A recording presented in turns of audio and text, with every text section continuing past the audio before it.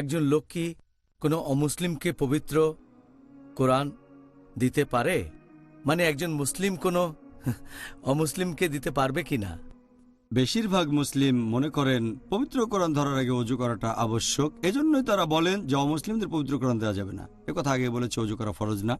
আর এছাড়াও কিছু মুসলিম বলে যে ঠিক আছে, কোনো অমুসলিমকে কোরআন দিতে চান, আরবি কোরআন দেবেন না, দেবেন কোরআনের অনুবাদ, হতে পারে ইংরেজি বা ফ্রেঞ্চ বা জার্মান। আমি বলি যদি কেউ এমন করতে চায় আমার কোনো আপত্তি নেই, তবে আমি কোনো অমুসলিমকে অনুবাদের সাথে আরবি কোরআনও দেব, কারণ সেই অনুবাদক যে একজন মানুষ, যদি কোনো ভুল করে তাহলে অরিজিনাল টেক্সট দেখতে পারবেন, যাতে সে লোক ভুল না বোঝে যে আল্লাহ তাআলা ভুল করেছেন, নাউজুবিল্লাহ। আমি দেব আরবি কোরআন, সাথে অনুবাদও দেব।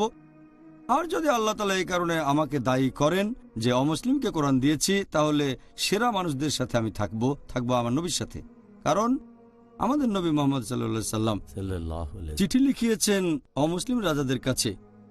নবী চিঠি পাঠিয়েছেন আবিসিনিয়ার রাজার কাছে, হেরাক্লেসের সম্রাটের কাছে, পার্সিয়ার রাজা, ইয়েমেনের রাজা, মিশরের রাজার কাছে নবী যে চিঠি লিখিয়েছেন, সেখানে পবিত্র কোরআনের আয়াতও ছিল। সূরা আলে ইমরান অধ্যায় নম্বর 3 আয়াত 64 বলা হয়েছে, কুল ইয়া আহলাল কিতাব, বলো হে কিতাবীগণ, তাআলাউ ইলা কালিমাতিন সাওয়াইন বাইনা বাইনাকুম, এসো সেই কথায় যা তোমাদের ও আমাদের মধ্যে এক। প্রথম সাদৃশ্য কি?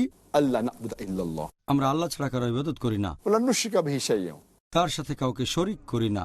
ওয়া লা ইয়াত্তাখিযা বা'দুনা বা'দান আরবাবান মিন দুনিল্লাহ, আমাদের মধ্য থেকে আল্লাহ ব্যতীত আমরা অন্য কাউকে রব হিসেবে গ্রহণ করি না।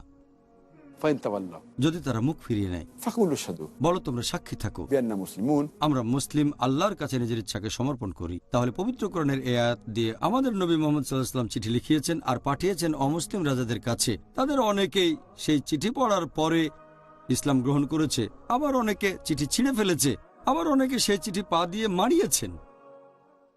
তাহলে নবী যেহেতু অমুসলিমদের কাছে কোরআনের আয়াত দিয়েছেন, আমরাও দিতে পারি। এছাড়াও আমি একটা প্রশ্ন করতে চাই যে বর্তমানে প্রায় 1,40,00,000 আরব আছে যারা কপটিক খ্রিস্টান। আপনারা এই আরব খ্রিস্টানদের কোরআনের কোন অনুবাদটা দেবেন? তাহলে কি আরবিতেও কোরআনের অনুবাদ করবেন? সবচেয়ে সেরা হচ্ছে আল্লাহ তাআলার বাণী। তাই আমার মতে কোনো সমস্যা নেই, আপনি একজন অমুসলিমকে অনুবাদ সহ আরবি কোরআন দিতে পারেন, এটাই উচিত। ধন্যবাদ ডক্টর। আল্লাহু আল্লাহু আল্লাহ।